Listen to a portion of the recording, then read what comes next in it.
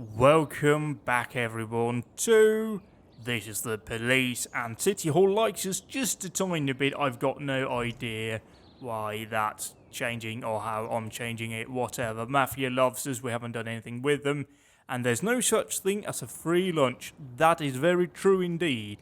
One of my old bosses used to say that there's nothing that's free in this world. Somebody else had to pay for it, and that's true in life in general. Other than that, we have some headlines. 44% of Freebreak believes homosexuality is contagious. Well, that's not true, but 44% of Freebreak is idiots. A boutique sale invite stampede. Yeah, that's fine. Authentic uniform of German General Karl Wolf discovered in city dump. Oh, lovely place we live. We hired Kang, and the first thing he did was not come into work. And now Sir Frank Williams. I was up all night reading. No, you can't. You're going to have to stay in, mate. You're too tired. You can hardly walk straight. Can you go home? Yes, you can. Other than that, they're all here. I mean, they want me to fire all of these people, but they're very good. I'm not going to do that. Although most of them haven't actually solved the case yet. So, apart from that, we'll just keep an eye on the employment market. Ooh, we now have a serial killer call again out here. A 25-year-old Pamela Cox, a stripper from the club Twister. That's a great name for a strip club, by the way. Was brutally murdered in her home. Let's get Sir Frank Williams and Hair Bloke and SWAT team out there just straight away. The Mafia gave us money, everything, please, thank you, City Hall. They gave us a bit of dosh. When can we hire more? Okay, the next request can be filed tomorrow. Smashing stuff. We uncovered 3 new frames from our serial killer case. Jack, I'm glad you've lived up to my expectations and accepted the rules of the game. So far, the feds are chasing their own tails, but you're following the trail of coins I've left for you. Feel how they're still warm to the touch? You're getting close. Sorry about your detective. I was just so excited to try out my new trap, but I swear it will never happen again. So we have a second card over here. What do we have? Yeah, okay, fine. That's with donkeys and crowns and a Viking horn, or maybe a snake, and a woman, presumably. Oh, maybe, is that the victim? What about the first one? We need to go back for that one, and we've got some bulls out here, and some goats, and some other animals, and, we've got a donkey, and a bull, and, yeah, okay. This feels quite weird. What about this? No, all is well. No news over here. Oh, that checks out. Let's go back out and see if that matches up roughly with what we had. No, it doesn't. This one is more general. Let's go back and see what we find, though. Well, okay. So is there anything over here? Beatbusters. Oh, now this is a good one. Let's open this one up again and just look at the thing over here. Presumably it's the same situation this time round. So we got the crowns. We got this falling over here. So it's something, I think, more mythical or agricultural. Let's go back out and see again here what we got. The serial killer, Hells on Wheels, Speedbusters, Veterans House, the Fortune Banks, could be this one. The dentist may have hidden evidence here. Ooh, I'm not sure though, but let's get on this call over here. A Co-Institution 2000 arcade robbery. A group of teenagers cleaned out a video rental register while the owner, Bruno Boyce, was occupied in the back room. A store employee recognised one of the robbers, a regular from the arcade room. Well, let's get Hugh Grant and David Mitchell down there. Now, we need to try and review this again. What can we fix this in under? Veterans House, Beatbusters Dance Studio, Life Wire Store, Hells on Wheels car dealership, or Fortune Bank. I'm going for Fortune Bank because we had the crowns and all of that stuff that actually, actually could be a fortune. So let's go down there. I'm hoping it's right, but we do get multiple goes. Let's see, armed robbery now at the Riverbank. The silent alarm just tripped at Riverbank Central Branch. It appears that 4 to 6 armed robbers have stormed the bank and locked themselves inside. There are at least 15 visitors inside with them, along with dozens of bank employees. Well, this seems like something half serious, so we should actually assign quite a few resources to it. The robbery call at the arcade comes back here with a teenager fitting the description of the offender is playing alone at an arcade console. Arrest the kid in front of everyone, confirm with the manager that that is the right suspect, and watch him until his friends return. Yeah, we want to make sure we get the right chap, don't we? Which we did. Apparently somebody was injured or not, I don't know. Maybe that just wasn't a call where there was a chance of people getting injured. We now have a fight at the Ice Prince Cafe. 15 hooligans burst into a cafe, broke the furniture into splinters, and wounded the manager and badly beat another young man. A man armed with a gun was at the scene, and he fired a warning shot, but the hooligans only laughed and continued their rampage. They're destroying everything in the area. Well, we have 3 coppers, and they'll just, go down there and try and deal with it. They're arriving now out there. So we did discover it, so I was right. Oh, we got a cutie little patrol car. Oh, that's lovely. So that doesn't really help us at all, does it? I mean, I don't know what kind of evidence that is. A little toy car. Oh, that's the evidence he's left behind. And what do we have over here? This is separate cases. So I don't know why we're getting those frames. Maybe they'll link it all together at some point. The armed robbery call has been cleared. Offenders were caught, officers unharmed, and civilians unharmed. So we were correct in dispositioning all of those officers to the scene. The 3 coppers arrested the offenders at the fight, and it was just quite experienced coppers. Presumably that's why they got them. So again, a correct dispositioning of units. We now have a terror threat at the city centre. The police intercepted a radio signal similar to the kind used by terrorist cells. They appear to be... hang on. Is there a special kind of radio signal that's used by terrorists? I've been kind of unaware of this, but maybe this is some super secret intelligence information that's not supposed to be leaked to general public. But, okay. They appear to be preparing a terrorist attack on Freiburg. The radio could only catch a short snatches of dialogue. It sounds like 2 cells, codenamed Green Snake and Jupiter, are going to use something they're calling the Prophet Hammer to make a giant explosion. Well, that sounds really cool, and we want in on that action. Let's assign a couple of young bucks and these bastards up here that are very good and trained and experienced on that so they can go and deal with it. All good in that. There weren't any terrorists in the abandoned apartment and no sign of imminent attack. The signal was transmitted by a toy radio. Well, that was not exciting at all, eh? We now have drug sales going on in the ghetto. Surprising to some people, most not so much.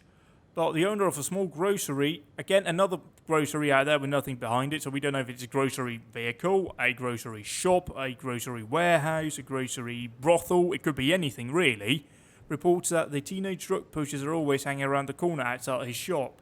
I'm tired of calling this in, you cops never do anything, the disappointed man then abruptly hung up. Let's get Hutchison and Osaki on the case. The arson investigation did get an update, the other 2 not so much. So let's see here if we've got enough to actually do anything. Ooh, they look kind of dissimilar out here. We've got lots on red, but we're not sure if that's correct. We can go with this. Why will they do that actually?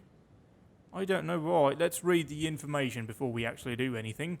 Michael Ayers, a nurse, reports that I was about to go home when the building suddenly lost power and it got really quiet.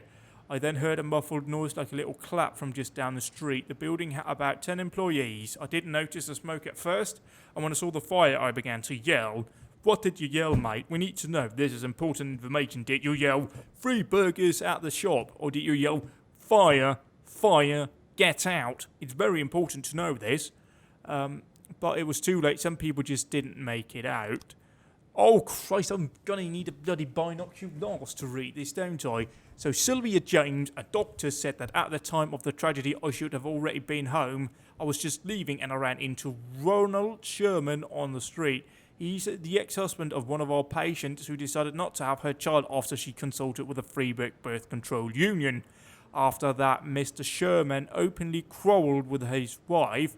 I understand he beat her and later they divorced. Since then, he's come to our offices several times, and on the evenings of the fire, he was standing across the road wearing a large backpack. He made a point of walking past me, and he muttered something in the spirit of "burn in hell, bitch." I thought how close I already was to hell if people could wear such ugly red sweaters. So we know it's a red chap. The fire was started with a small plastic canister filled with accelerant. Pardon. Which was thrown from the street through an open window. When the fire began, the building was already without power, which interfered with the usual evac plan. Damage to the external cables show that they were not cut, but simply pulled from the wall by force. Why would you pull power cables? That just sounds like a good way to get electrocuted. So we're going to assume that he did this, that, then that, and then that, and boom! Knocked it right out of the park. Why am I not a detective, you may ask? Who blames that? I mean, we did have lots of information on it, so we can go ahead then and go for him either at the Burps, the house in which Mr. Sherman lived with his wife after their divorce. The property went to his wife. Let's not go for that. The motel, a certain R. Sherman has made his home over a month. Let's get Robbins and Hugh Grant with the SWAT team as well, just for good measure. Oh, City Hall's called us up. Jack, what kind of circus are you running over there, tampering with evidence? Seems your men aren't so loyal after all. Just be glad that we don't want to see any more hype in the papers about this dentist of yours. We convinced the prosecutor not to investigate your little sideshow, but we did ask the feds to look into you. They'll be coming to your correspondence with a fine-tooth comb. Oh, piss off. I should have had him murdered, shouldn't I? Drug sales. Caught the offender, the loot found. Well, let's ask the mafia to sell it. We might as well. We need the dosh. And that is an issue with the narcotics over here. Arson report. Offender was caught. Oh, that is very good indeed for everyone involved. You were able to arrest all the suspects? Yes, I was, game. Yes, I was. Let's end here, and we will see what we get over here. We will need mold to work tomorrow. We'll need the fire manufacturer. We will need Hall, and I think that will be it for now. Boyd. Well, finally, Jack. I've been dying to reach you these past 2 weeks, but I thought I should give you some time to recover your strength. How are you feeling? Better than ever, Mr. Sand. Touched by your concern. Well, I hope this doesn't sound too sentimental, Jack, but while you were laying in a coma, I thought about our last meeting many times. It was such a fascinating conversation. You said it yourself. You're a true hunter. No, Mr. Sand, it was you who said that. Was it? Well, it doesn't matter. What is important, Kendrick told me a lot about you, Jack. But I suddenly realized that he didn't give me the whole story. Why is it you only want half? What are you talking about? Well, why is it you only want to make half? Not a whole million, just half. Not 100,000, but 5. It's a very specific figure. How did you arrive at that number? Well, I was looking at a house a couple hours outside of Freeburg, down the river. I figured to buy it, move the family, and set everything up, I'd need right around 500,000. It's not my style to take more than I need. Ah. I must admit, Jack, I imagined all sorts of reasons, but none of them were close to the truth. Are you disappointed, Mr. Sand? No, not with you, Jack. Quite the contrary. I respect you even more. Well, I'm glad to hear that, Mr. Sand. And now if you'll excuse me, I have to go home and get some sleep. Of course, Jack. I just...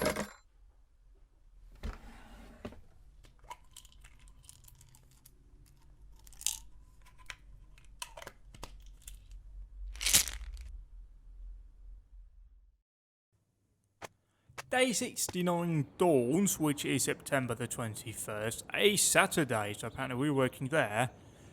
25-year-old Pamela Cox, latest victim of brutal murder. Mayor's favourite stripper found dead in his home. So was he actually found in his home? That could be an issue, couldn't it? Apparently City Hall bloody loves me, despite the fact that they were very displeased about it. Okay, so yeah, everything's good. Everything's perfectly fine. I don't understand anything about this screen. But when in Rome, do as the Romans do. Well, I'm not in Rome, I'm in Freiburg. I don't... Okay, whatever. We now have a press conference, apparently. I don't know what for. Good morning. Mr. Boyd, what's the reason you've called this press conference to today?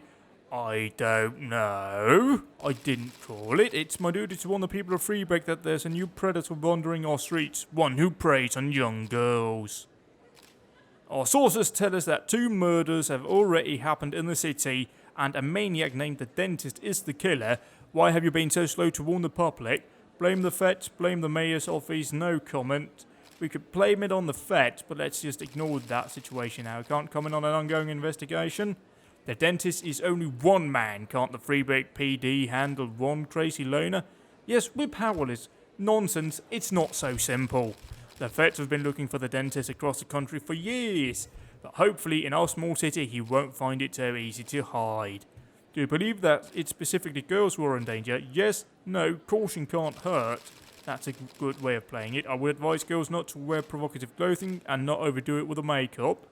That's not what I intended to say. Do you have any information of the identity of a killer? We have a composite sketch. Hard to say. And that'll be all. Yeah, that'll be all. That's all the information I can share with you for now. Thank you. You're welcome. Wait, was that day? What? Okay. So, that was just it, and everything is happy over here. One man's thrash is another man's treasure. Jake Boyd, watch out, girls. There's a maniac on the loose. Green activists plant new trees in park. Well, good on them. Oh yeah, the work is definitely piling on. Truth is, if I didn't have Palmer helping me catch this psycho, I don't know what I'd do. Yeah. You know, when he got here, And the stuff the newspapers are saying, is it true? What are the newspapers saying? The girl who was killed. She filed a sexual harassment complaint against the mayor? What about the other victims? Were they harassed by the mayor too? Well, it's hard to say. Is it true? So far, the mayor's the only thing we have connecting the victims, but only one of them filed a complaint against him, and she withdrew it a few days later. Someone must have pressured her, but it's hard to say anything for sure. But is it true? Do you think it's true? Well, let's just say it seems like it might be. What's the matter? The mayor raped me. Can you repeat that? The mayor of Freeburg, Stuart Rogers, he raped me. You heard me right. When did this happen? 4.5 years ago when I was just out of college. They gave a reception for us at City Hall. Rogers gave a speech, and there were a few other speakers, then dinner. I drank the champagne, it was hot out, the music was loud. I was feeling dizzy, so I went to take a breath in a quiet corner. I found a conference room, then a few minutes later the mayor came in with his guard. Rogers whispered something to the guard, and the guard left. I didn't have time to figure out what was going on. Rogers just walked up to me, grabbed me by the throat and squeezed, and then he began to rape me. This went on. It lasted about 10 minutes. Look, Lana, it would be very difficult to prove anything at this point, but You wouldn't have to prove anything. I have a videotape. A video? A recording from a surveillance camera, a cassette. The raping mayor, sitting in my closet next to Kramer versus Kramer. But how... 6 months after it happened, someone slipped the cassette under my door. This was the same time the city administrator, Mary Simmons, was dismissed. Quite a scandal, if you recall. I think that must have to do with it. Lana, don't worry about a thing. We'll use this tape and ambush the bastard. No, we're not going to do that. Lana, listen to me. You need to... It's been 4 years. Don't you think I've had time to think things through? I already decided I'm not pressing charges. Lana, whatever you've been thinking, I promise you, it would be better if No, you... it wouldn't be better. For the past few years, I've worked hard so that people would take me seriously, so they'd respect me as a professional. If I step forward now, I ruin all my efforts, my whole future. And I'll destroy my one chance to make this city better. I'll be a sympathy case, I'll be humiliated, and then I'll be attacked. And the one thing I won't ever get again is respect. Lana, you're talking about covering up a crime. I'm doing it because I know it's the right thing to do. Then you're a fool. Oh my God, I made a mistake. Just forget everything I said. Lana, Lana! Shit. Shit! Okay, this changes everything. We'll crack on regardless, though. Yeah, he didn't come into work today, and Kang had too much to drink. Can I go home? No. I was climbing up the stairs and I started feeling a little dizzy. No, German fire manufacturer, let's not do that. Let's go on duty. We'll just get rid of the Jap. We don't need him anyway. He's absolute horse shit. So let's fire him. Formal complaint that the Labour Union has filed another one. How many do we get of those? Jesus Christ. Well, okay, let's go in here. Where's our investigator? That keeps not turning up. Here he is. Fire for coming into work drunk. Yup. Sort it, you're gone. Anyone else to fire? Anyone else that want to act up? Because I get rid of you. I haven't done it yet, but I will from now on. So let's just all be on the same page here. You will go in and you'll do your bloody jobs, okay? When even her, can we even fire her legally or anything? No, we can't. So let's close this down and see what about here in terms of detectives. I mean, they're all old, aren't they? Eric Banner and Mary Basinger. Let's hire him in here for B shift. I mean, he's old, but he'll have to do. City Hall, let's just request everything. I mean, no harm, no share. We get money here. Helen Bowling. Oh, Christ, another one. At attention. The funeral's sorted. We'll just wait now and see what happens. We've got another complaint. We've got the whole rape thing that's going on. We now have a breaking and entering, also known as a burglary. Mrs. Peterson claims that the dentist is breaking into her apartment. I hear him drilling through the lock. You have to hurry. Let's get Sanu, Grant, and Degas, Tony Robbins, and SWAT on it. Because if it is him, we'll get him here and we'll do it good. We now have another suspicious individual call. An inebriated guest of the restaurant noticed the kitchen that the chef bears a striking resemblance to the dentist picture from the newspaper. Oh God, is everyone now going to call in and say they've seen him? I wouldn't be surprised if they did. That would be the kind of stuff this game would do. So we'll see if that does happen. Hopefully not, though. We now have a homicide at the residential area. Fiona Kaylis was found in her apartment with her head caved in. A meat tenderizing hammer was found next to the woman's body. Let's get Mole and Ziegler working on this case. Off they will go. We now have Edward Herzig. Everyday Mole. Jack Boyd, there's a real war against the scumbags happening on the streets today, and it's a war that we're slowly losing. I decided to open my own gun shop to help law-abiding citizens protect themselves from drug dealers and paedophiles. Today will be our grand opening, and I sure could use a couple of brave officers who could lure in customers by handing out flyers at the mall, and I won't stay in your debt. I'll give the boys some toys that will surely be useful on the job. Together we can clean the filth and stench off the streets. We'll wait with that and see if anyone comes back from their assignments. Otherwise not. The breaking and entering call. There weren't any holes in Mrs. Peterson's store. Only neighbours out front doing repairs. Well, that's perfectly fine. Suspicious individual. Yes, not surprised there at all in that all of those calls were false. We now have harassment at the Last Picture Show Theatre. A colourful schoolgirl... tearful, not colourful. Well, there's... very close words, right? Tearful, colourful, very similar. A tearful schoolgirl reported that a scary man with a face like on the news touched her shoulder during the show and said scary things in a strange language. Let's get Mitchell and Nasano on the case. Chief, it's just a joke, right? Oh, Christ, I cocked that one up. I cocked that one up by clicking outside the game area, so the game minimised itself. We'll assign our 3 finest coppers to go deal with it, and we'll wait and see if they return home. Another suspicious individual over here. Sent 2 to all of these. It's just absolutely ridiculous. Let's see here though with this one. As soon as Bess gets back, which they done there, a man who resembles a dentist came into the office for an interview. The frightened secretary whispered on the phone, "He's grinning at me like he wants to kill me. It's exactly like the photo in the newspapers." Well, he's called the dentist. Off you go. He's not a bloody lawyer, is he? Off they go.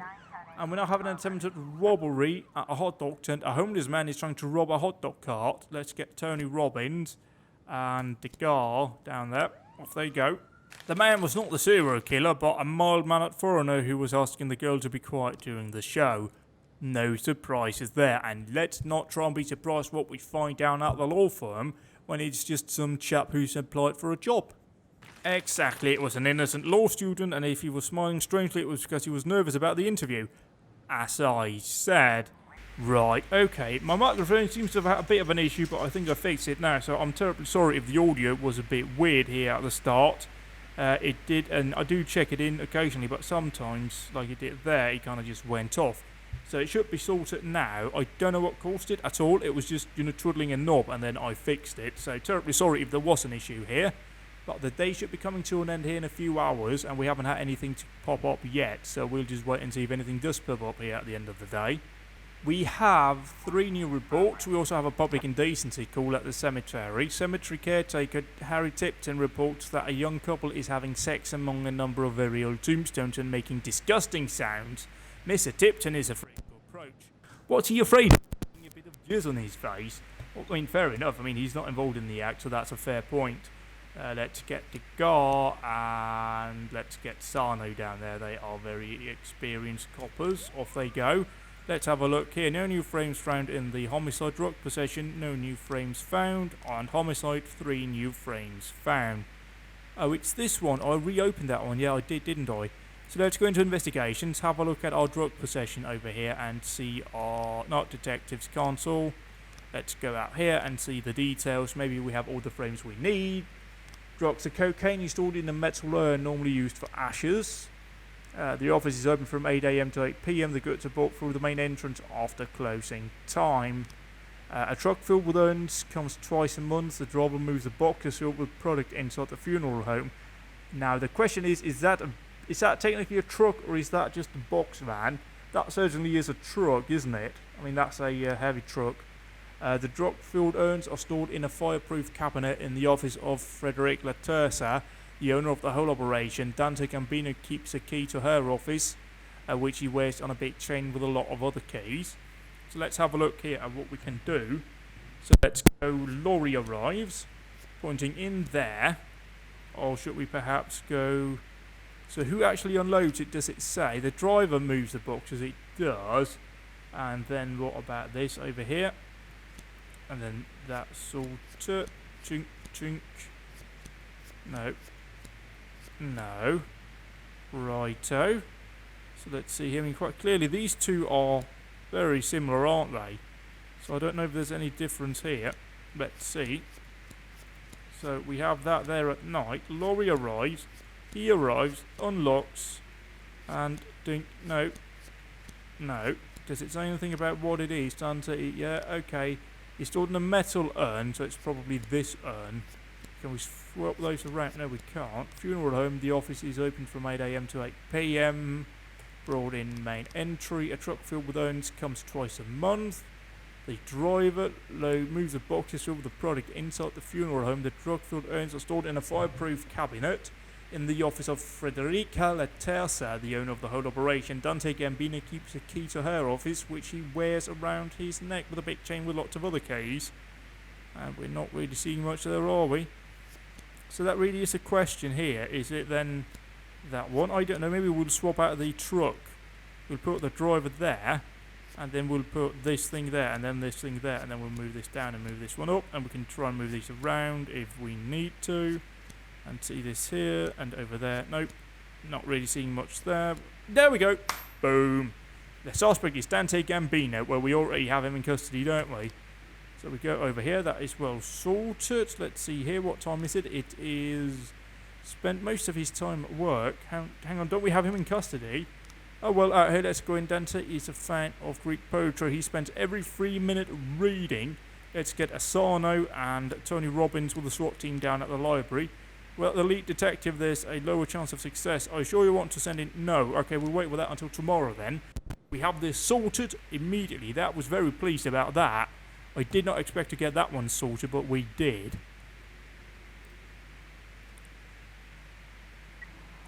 Oh, we now have an update on the public indecency at the cemetery. There are indeed naked young people laying among the tombstones. I mean, just come on, mate. If you're going to do it in public, fair enough, or outside, just don't do it in the bloody cemetery. That's just wrong. Don't move, you're under arrest, cough loudly, shoot the criminals with the stun gun.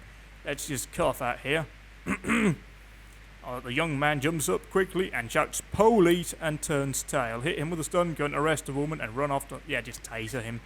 Just taser him. He's there, she's there. Easy peasy. Don't run from the cops. Simple as. You won't get tased. Close this down. We'll end the day here and we'll wait and see if there's a cutscene. Yeah, understood. Thank you very much, Walt. Sorry again for waking you up. Give my regards to Jean.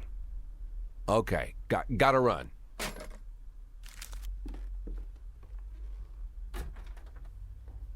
Hey, Martin, wait a minute.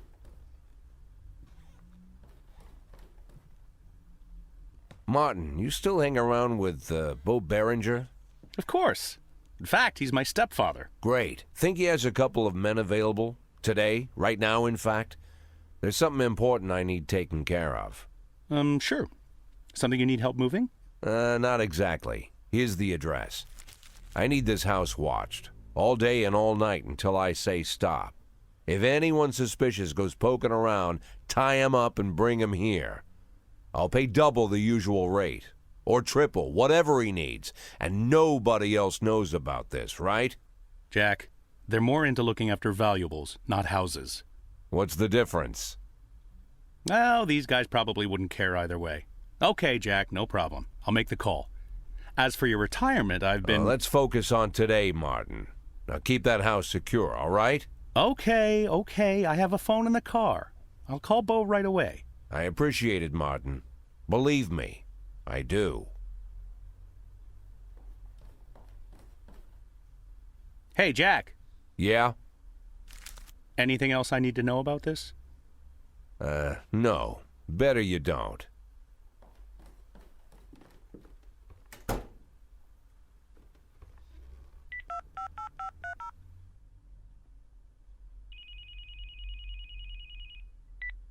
Hello? I'm an addict. Please, I don't want... Listen to me, Lana. I really am an addict. For 20 years now, give or take. I've been lying to myself that I'm in control of the situation, and sometimes it really seems like I am, but sometimes in the more desperate moments, I become completely dependent on the pills. And it's just dumb luck that I haven't killed myself. Or someone else. More than a few times, I've come pretty close. I've been stoned while I'm driving, was even stoned once during a firefight. I've been on drugs while I made decisions where dozens of lives were on the line. When I'm overworked, I need the pills. That's my problem. It's my weakness. But I always knew that if I admit my weakness, if I start talking about the problem publicly, if I go to rehab, then I'm already as good as retired. They'll take advantage of the scandal and get rid of me forever. It doesn't matter all the good work I'm trying to do at the police department. They'll just bury me. So I'm keeping my problem a secret, at least until I can retire. I have to. I know it's the right thing to do. You realize, Jack, this is the first time you ever called me? What? You called me this time. I thought you were just waiting for me to stop bugging you, but now you called me and you opened up, even though you didn't have to. Maybe you're stoned? What? No, I'm not stoned right now. Well, Jack, I guess you need me as much as I need you. I need you more than you need me. Now I know you're stoned. Lana, I heard everything you said, Jack. I understood everything just fine. You don't need to say anything else. Right, exactly. Say no more.